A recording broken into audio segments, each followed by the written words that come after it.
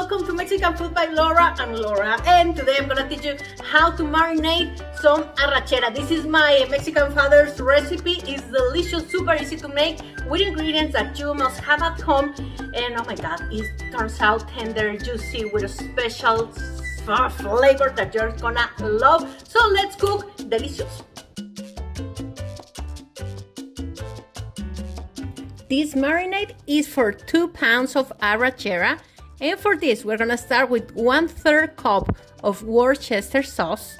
I'm adding 1/4 cup of soy sauce, 1 spoon of garlic, half a teaspoon of salt, 1/4 teaspoon of pepper, and 1/4 cup of olive oil.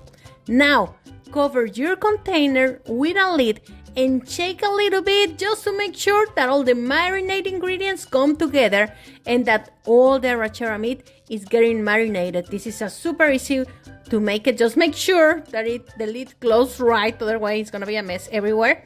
Now leave it in the fridge overnight and flip it over once in a while. Every time you open your fridge, just flip it over, flip it over, flip it over. Or let me tell you something, you can just marinate, just wait 15 to 20 minutes and put it on the grill, and this is still delicious. This is super easy to make, and I just want to make sure that you know that arrachera sometimes needs to be tenderized. So the video for tenderizing your arrachera with natural ingredient, only one natural ingredient, is over here. If you don't see it, it's coming next week. And remember that you can find all of this on my blog, Las Recetas de Laura, on Mexican Food by Laura.